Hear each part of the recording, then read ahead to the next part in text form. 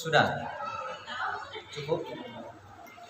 Faslun utawi kilaki fasol arkanul khutbataini utawi piro-piro rukun khutbah dua iku 515 hamdulillahi suwiji yaitu membaca hamdalah fihima ing dalam khutbataini wassolatu lan kaping kaline membaca sholawat ala Nabi sallallahu alaihi wasallam ing atase kanjeng Nabi Muhammad sallallahu alaihi wasallam fihima ing dalam khutbah loro wal wasiyatu lan wasiat ditakwa lawan takwa nomor 3-nya ini fihima ing dalam khutbah loro wa qiraatu ayatin lan kaping papate membaca satu ayat minal Qur'ani saking Al-Qur'an fi ihdahuma dalam salah sijine khutbah loro wa du'a'u lan du'a lil mukminina kadoe piro-piro mukmin wal mukminati lan wong mukmin wadon fil akhirati ing dalem akhir khutbah. Jadi rukun khutbah itu ada 5 kan sebelum sholat Jumat khutbah dulu. 1 membaca hamdalah alhamdulillahirabbil alamin ya wa bihi nasta'inu ala umuri dunya waddin. Pokoknya hamdalah saja. Apa saja. Alhamdulillahilladzi an'ama alaina bi ni'matil imani wal islam sa alhamdulillahilladzi khalaqal insana min nutfatin dan lain sebagainya. Pokoknya alhamdulillahilladzi qaddara alaina, apa saja pokoknya ada alhamdulillah. Terus di dalam kedua-duanya baik khutbah pertama juga khutbah kedua. Lalu kemudian membaca sholawat assalatu wassalamu ala sayyidina Muhammadin wa ala alihi wa ashabihi ajma'in. Nah itu sholawat. Wal wasiyatu bitaqwa usi nafsi wa iyyakum bittaqwallah. Usi nafsi wasiat bertakwa. Saya wasiat terhadap diriku dan wasiat kepada kalian semuanya bittaqwallah, untuk bertakwa kepada Allah Subhanahu wa taala. Wa qiraatu ayatin minal Qur'ani.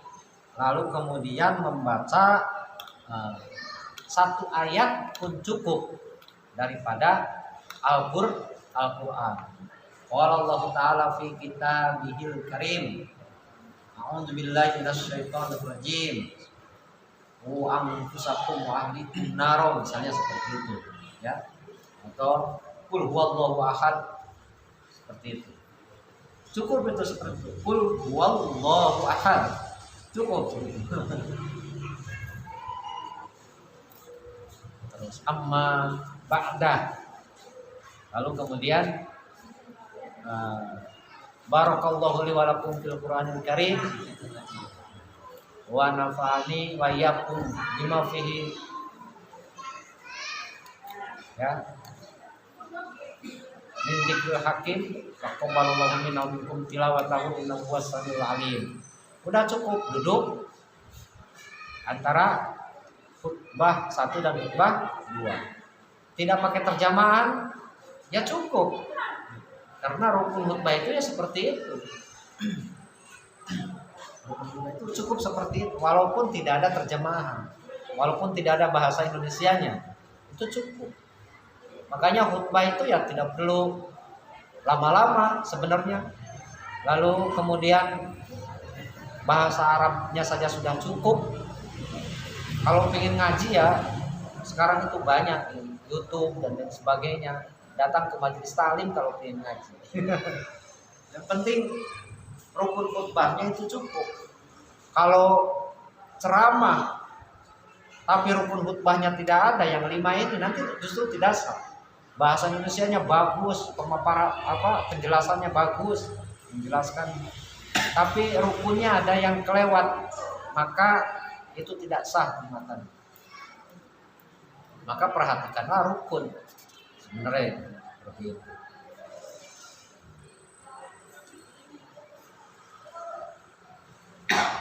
Terus kalau di dalam khutbah kedua ada tambahan, yaitu kita harus berdoa untuk mukminin mukminat.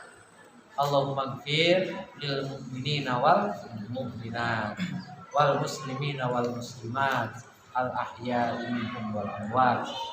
Barakallahu li wa lakum. Nah, itu cukup itu khutbah itu. Jadi berarti 5 menit juga cukup khutbah. Kan enak.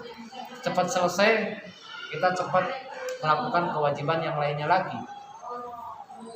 Daripada berpanjang-panjangan sampai 30 menit khutbah nggak didengarkan, malah pada ngantuk orang.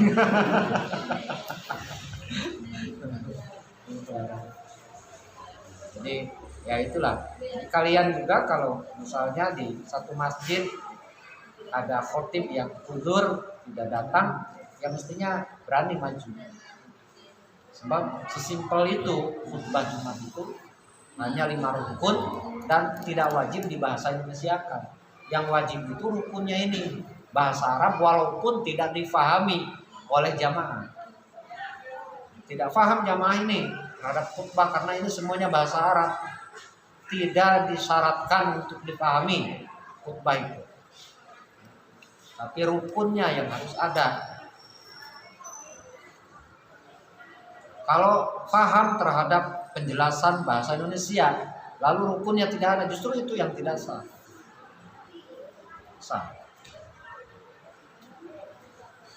Lalu kemudian, nah itu sudah 5 rukun khutbah, yaitu khutbah 2 di dalam sholat Jumat. Nomor 1 hamdal, nomor 2 sholawat, nomor 3 wasiat bil taqwa, nomor 4 membaca 1 ayat dari Al-Quran, nomor 5 mendoakan mukminin mukminat. Udah gitu, gampang. Lanjutkan.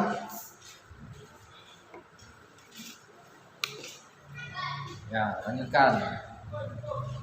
Faslun utawi iki fasal surutul khutbah ini utawi piro-piro syarat khutbah loro iku asyaratun 10. At-taharatu suwiji suci anil hadatsaini saking hadas loro, al asghari tegese hadas cilik, wal akbari lan hadas gede. Wat taharatu lan suci anil najasati saking piro-piro najis, fisaubing dalam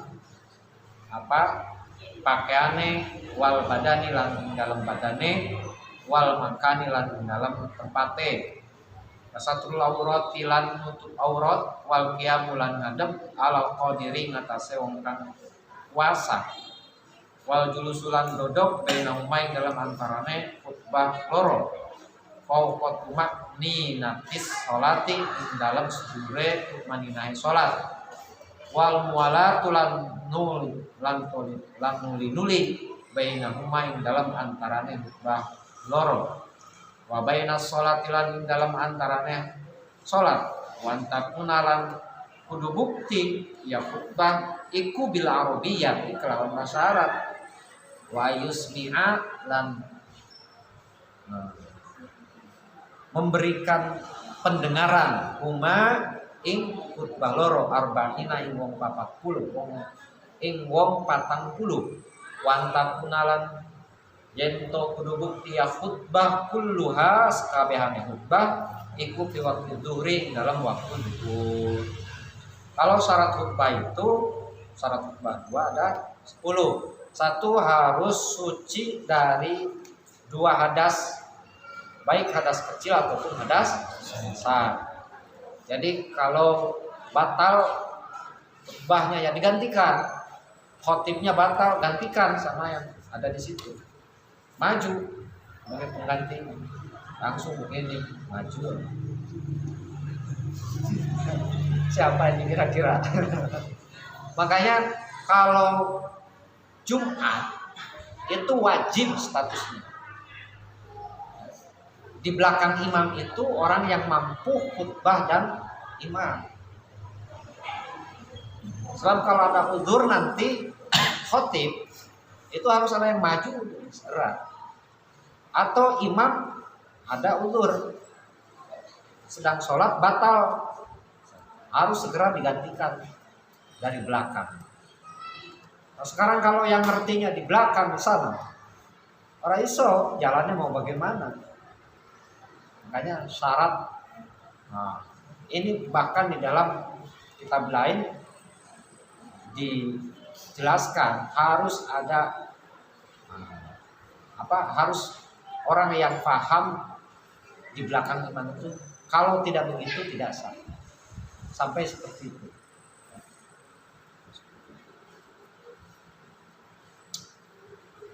Nah, lalu kemudian berarti kalau begitu takmir itu memberi bisarohnya bukan sama khotib saja. Iya, mestinya sama orang yang di belakang imam juga, karena kalau tidak ada itu nantinya enggak sah. Gimana? Mestinya seperti itu. Kan enak itu, terus aja di belakang itu, tapi dibayar. Khutbahnya enggak, imamnya enggak. Nah, terus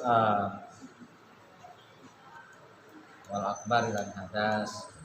Wat taharatu, ya kalau hadas besar sih mau bagaimana ya, hadas besar ya mungkin saja sedang sholat lalu kemudian hormonnya naik, akhirnya imam itu keluar mani misalnya. Nah itu kan menjadi hadas besar, gangguan kejiwaan, barangkali spermanya menjadi keluar. Ini kenapa ini imam begini-begini? Itu akhirnya sebelum hadas besar itu keluar muncul Pak Man yang pengalaman. Sebelum hadas besar, masa hadas besar yang bagaimana kalau bayangkan? Ya kalau imam hadas besar yang bagaimana contohnya gitu ya yang muncul. Kecuali kalau imam itu perempuan, tapi kan tidak mungkin karena persyaratan imam khotib itu adalah laki-laki, dzukuron. Nah, ini mau membayang kalau perempuan bisa saja head sedang menjadi imam. Tapi kalau laki-laki muncul hadas besarnya itu, apalagi contohnya kalau bukan itu. Ya wis gangguan itu saja. Nah, gitu ya. Kita harus diganti. Wa taharatulan suci syaratnya anin najasati saking piro-piro najis isaubi wal badani lan makan. Makanya mimbar itu harus diupayakan dirawat sedemikian rupa, bukan hanya di bawahnya tapi di atasnya, supaya kira-kira cecek itu tidak mau di situ. Karena kalau najisnya misalnya dari cecek lagi khutbah, lalu kemudian ada cecek di atas, lalu nelek ya istilahnya, nemelek. Kalau cecek itu nelek. Alhamdulillah, loh, ini anak cecek gitu, basah lagi, bukan kering. Kalau kering kan bisa langsung digitu, langsung nggak nempel kan? Nggak ada bekasnya, nggak ada baunya, ya wis lanjutkan. Tapi kalau ini basah ini, waduh cecek. Alhamdulillah, waduh, langsung turun itu, karena najis, habis yang tidak bisa dihindari.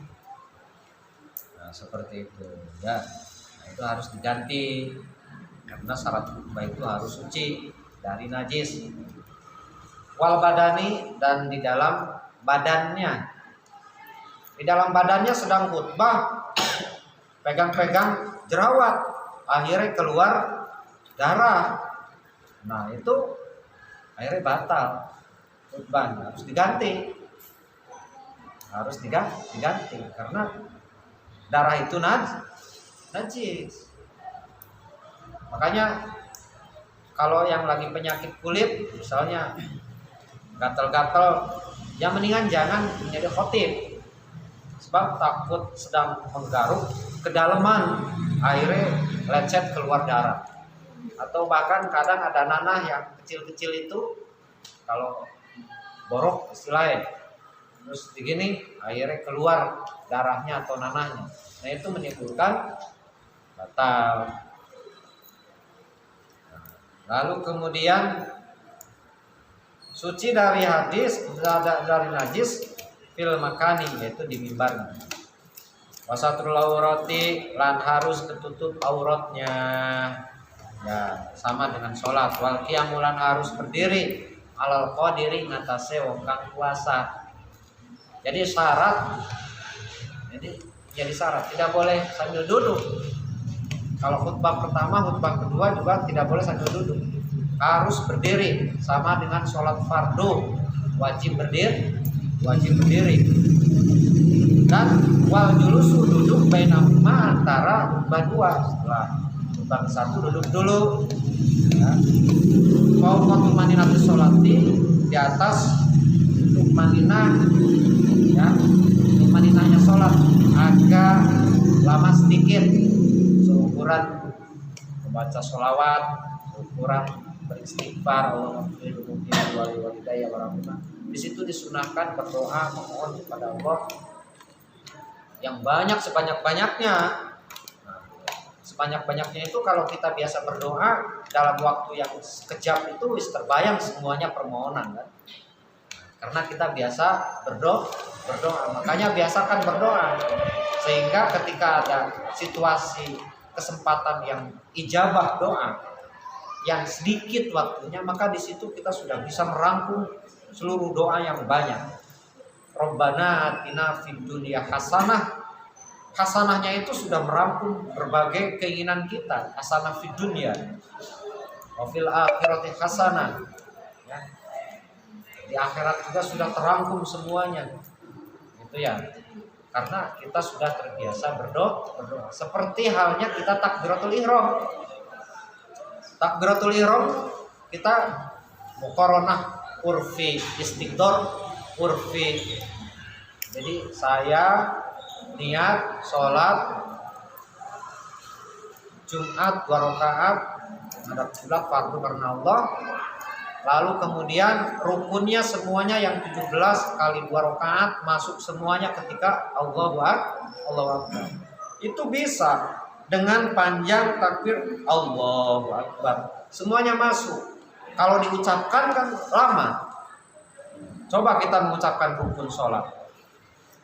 Coba niat takbiratul ihram, ya. Terus kemudian berdiri Al-Fatihah, ruku, maninah, idal, maninah, sujud, maninah, duduk, maninah, sujud, maninah, diri. Lalu kemudian Al-Fatihah, ruku. Itu kalau disebutkan lama, tapi kalau di dalam hati Allahu Akbar, masuk semuanya juga. Nah demikian pula berdoa ketika di saat-saat waktunya sedikit, maka doa kita yang sudah biasa dilakukan itu bisa semuanya bisa masuk. Paham ya? Maka berdoalah sebanyak-banyaknya.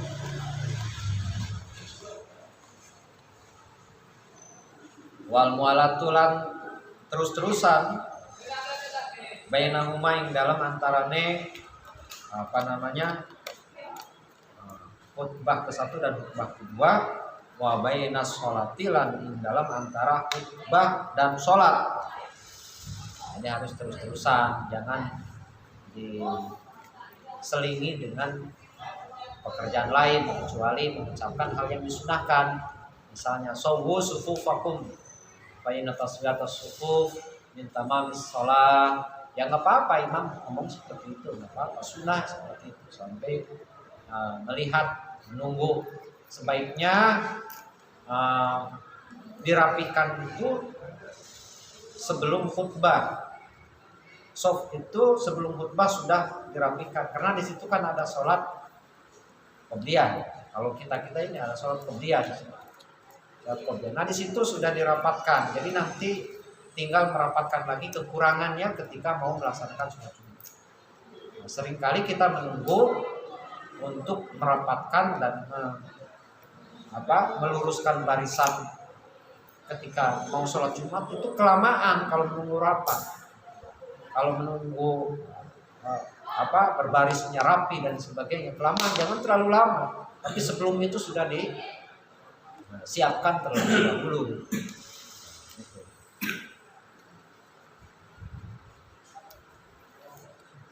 Lalu kemudian wantakuna bil arabiyyati. Jadi syarat harus dengan bahasa Arab. Rukun tadi itu harus dengan bahasa Arab. Ini syarat. Kalau bahasa Indonesianya itu bukan persyaratan khutbah. Jadi kalau tidak diartikan juga sah Jumatnya. Wa yusmi'ahuma lan yantah memberikan pendengaran ya khatibuma ing khutbah dua arba'ina ing wong 40. Kira-kira suara seperti apa yang bisa terdengar oleh 40 orang? Sebenarnya sih segini juga sudah cukup. 40 orang di sini kalau ada hadir semuanya. Ini 1 2 3 4 5 6 7 8 9 10 kurang 40 ini. Ya. Kalau hadir semuanya ada 40, suara segini nih bisa terdengar, ya sudah cukup. Walaupun tanpa pengeras, ya cukup saja.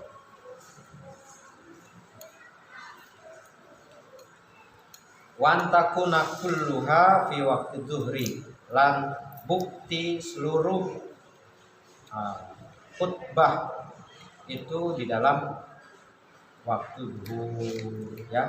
Khutbah dan Jumatnya juga, ya khutbahnya, ya sholat Jumatnya harus dilaksanakan pada waktu sholat zuhur. Jangan sampai ke azan asaran. Kalau keburu azan asar berarti nanti tidak sah Jumatnya. Ya mungkin itu saja masalah Jumatnya sudah habis. Barangkali kalian mau bertanya dan waktunya pun sudah melebihi. Terkait dengan ini, ada yang bertanya? Kalau khutbah dibaca terus jamaah itu makmumnya ketiduran atau Oh ya, enggak apa-apa. Jadi yang ketiduran itu kalau dia sampai batal ya dianya sendiri yang batal, harus wudu lagi. Nanti ikut sholat Jumat. Nah, kalau khutbahnya itu ya sah. Kalau khutbahnya itu sah. Misalnya saya mendengarkan khutbah, terus duduk tidur, nggak apa-apa. Ya, itu hanya harus wudu saja. Kalau Jumatannya sah. Khutbahnya juga sah. Yang penting syaratnya cukup. Kalau jamaah pada tidur, yaitu bagian daripada nikmat dari Gusti Allah. Masalahnya kan nggak sengaja, niatnya kita kesana mau ibadah kan. Nah, tapi kita ngantuk kan, ngantuk juga tidak difasilitasi. Nah, kalau kita bawa bantalnya itu ya dosa itu.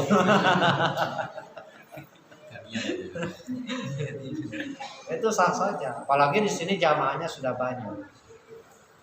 Nah, bahkan ada yang menjelaskan bahwa ayusmi'aha itu yang penting kita memberikan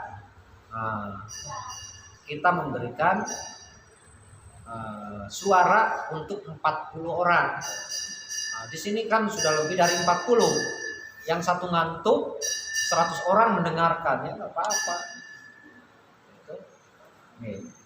Nggak apa-apa. Cuman kalau semuanya ngantuk, nah itu nggak jelas, Pak.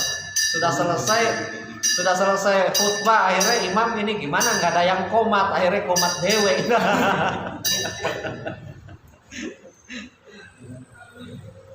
Ya itu saja mungkin ya, mudah-mudahan bermanfaat. Dan kita semuanya istiqomah, kita tolong ilmi sampai ajal kita. Perilaku yang baik yang sekarang kita laksanakan ini tidak bisa dibanggakan, sebab akhir hayat kita itu tidak tahu. Jadi mudah-mudahan dengan istiqomah menjemput husnul khatim, dengan berupaya istiqomah menjemput husnul khotimah, sebab ajal tidak tahu kapan datang. amal yang sekarang yang kelihatannya bagus tidak bisa dibanggakan. Sebab yang lulus manusia hidup itu adalah ketika akhir hayat dia dalam keadaan iman, dan hal itu tidak ada yang tahu kecuali Allah Subhanahu wa taala. Orang lain tidak ada yang tahu. Bisa saja dia sedang di masjid tapi hatinya sedang bagaimana? Bisa saja dia sedang di perjalanan tapi hatinya sedang di masjid, sedang bertemu dengan Gusti Allah. Jadi tidak ada yang tahu siapa yang baik dan siapa yang jelek dalam dalam kematian. Maka kita harus memohon kepada Allah istiqomah agar ketika ajal menjemput kita dalam keadaan husnul khotimah. Allahumma shalli wa sallim ala sayyidina Muhammad wa alamin. Rabbin kana bima alamtana rabbi alimna rabbi kana rabbi fatina wa qarabatilana fi dinina tawassana ini antara zukana wasiawa antara zukana mana qadana hasanah wa fil akhirati hasanah wa qina adzabannar. Alhamdulillah. Assalamualaikum warahmatullahi wabarakatuh.